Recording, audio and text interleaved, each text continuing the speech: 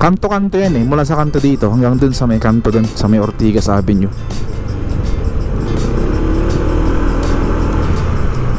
Ikot tayo dun, baka meron pa dun. And meron na silang ano dito, mga scaffoldings. Ito yung lalagyan ng ano, bakod. Yan. Bali, ginagawa na para mabakuran na. Yan na oh, Metro Manila Subway Project. Yan, giba na rin to, itong mga establishment dito. Yan, ito may bakod na dito. So bali ang sakop nito, itong Shaw Boulevard hanggang sa next station ay hanggang Kalayaan, dun sa may bandang Makati. So mula Ortigas Station hanggang dun sa may Kalayaan ay may haba na 3.4 kilometers.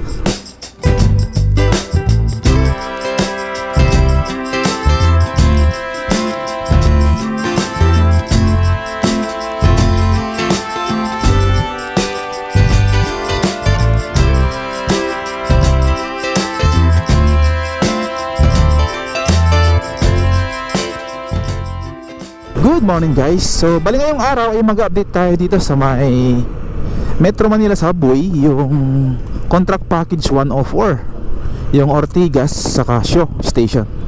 So pupuntahan natin siya ngayon. Ayan, nasa Robinson na tayo. Malapit na dito yung Ortigas Station ng Subway o Metro Manila Subway, dun sa may bandang ano lang, Meralco. So bali ang Metro Manila Subway ay merong 17 na station at may haba naman ito na 33 kilometers na mag-umpisa dun sa may Ugong, Valenzuela hanggang dun sa may bandang Bikutan.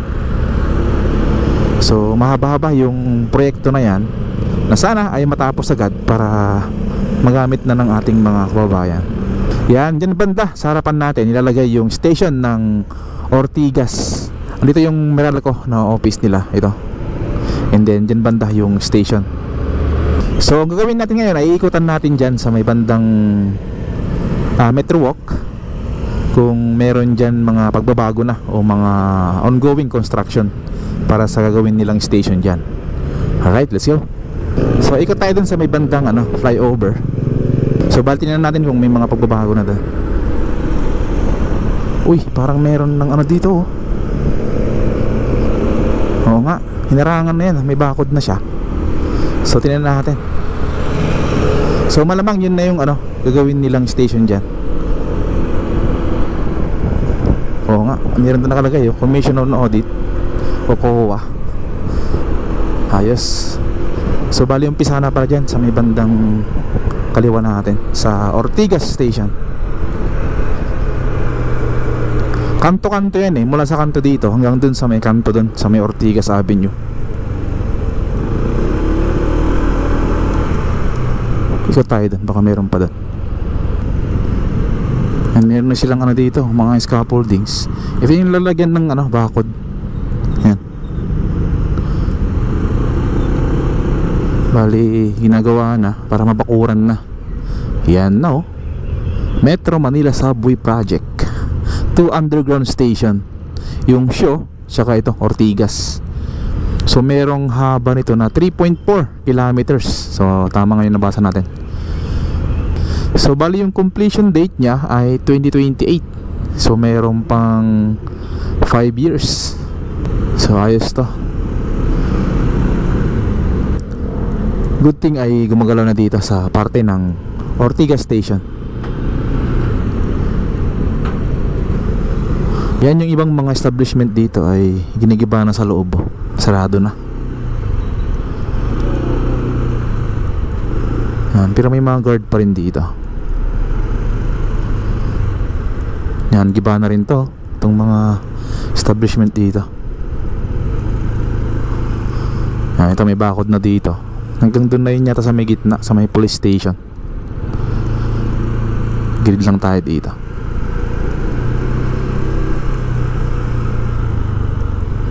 Halos ano, sarado na yung loob niya. Wala nang mga nag-ooperate. Ito yung Metro Walk na palaging dinadayo to ng mga turista.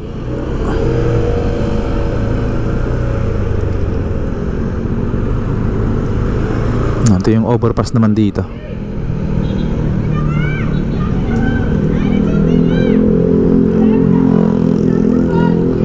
Hanggang doon na nga yung bakod. Binakuran na. Ayan, mahaba-haba ito. Meron pa dito. Nasa 18 billion pala yung cost nito.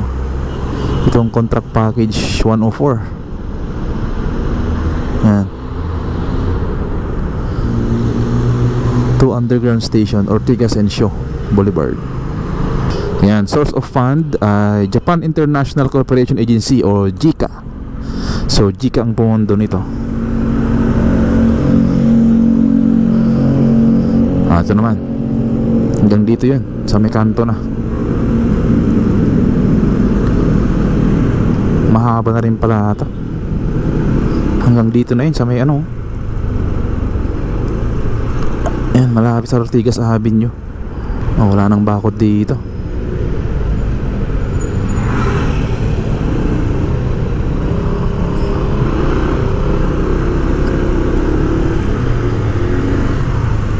Kasama hanggang dito nga. Hanggang dito sa may kanto pala.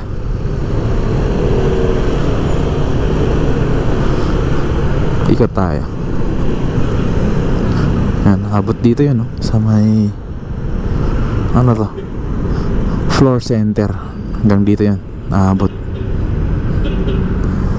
Ayan siya.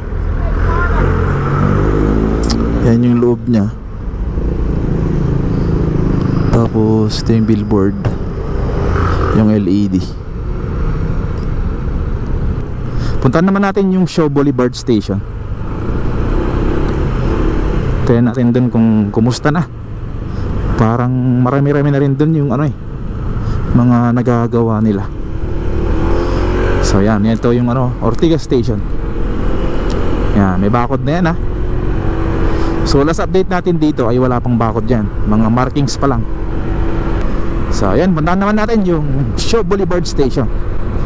Diyan lang yun sa may bandang Estancia Mall. Alright, let's go.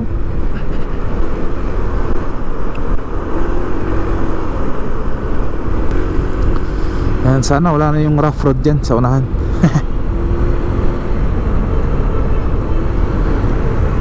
Sana natin. Meron pa rin, hindi pa nalagyan to. Dapat ilagyan na ng asfalto dito. Yeah, asfalto. Rough road. Ayan, ito na yung station ng Shaw Boulevard. So bali ang sakop nito, itong Shaw Boulevard, hanggang sa next station ay hanggang Kalayaan, dun sa may bandang Makati. So mula Ortigas Station hanggang dun sa may Kalayaan ay may haba na 3.4 kilometers. So medyo malayo din pala. Yan, dito tayo dito sa may Estancia Mall.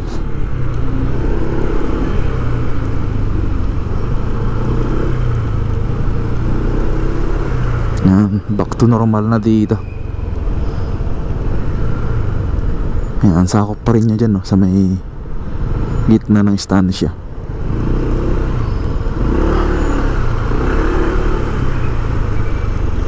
O yan na yung Shaw Boulevard. Tapos dito sa may dulo ng Estancia Mall, dito aakyat yung mga pasahero pagkatapos na to. Yan dito. Yan dito sa may waiting shed. Dito banda yung akyatan ng mga tao sa parte na to. Yan. Pero after 5 years pa magkakaroon na to ng forma. So tingnan natin. Kahit 3 years siguro ay meron ng pagbabago dito. 3 years yung makalipas. So ganyan na siya. So ito yung kasama nung package o contract package 104. Hanggang to, hanggang sa may Kalayaan Avenue, sa may Makati.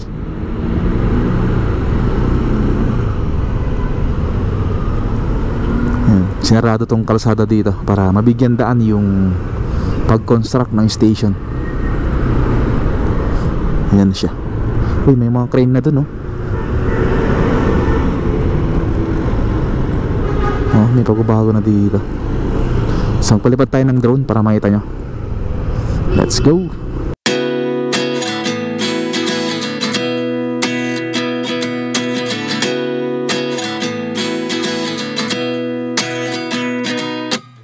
At 29 and I find myself wondering what did happen to the last 10. I ran away with my life, fast forward, never turn back again.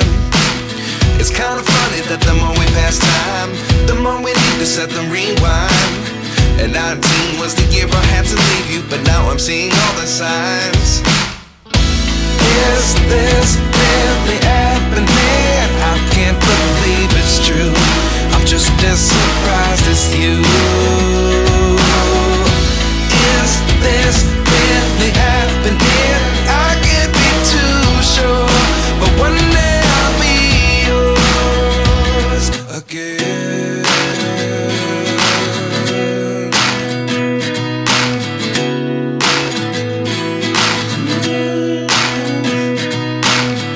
Life lessons come one in a dozen, the other 11 get something from nothing.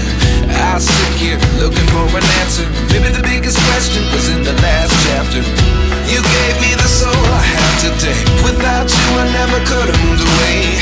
But now I see what you teach. I do believe I always should have stayed. Yeah.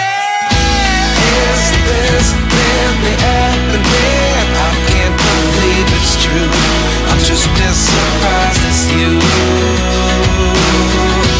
Is this really happening?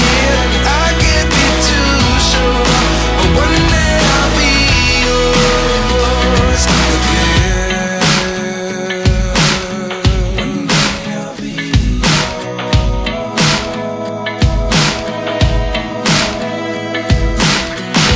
One day I'll be yours. I'll be yours.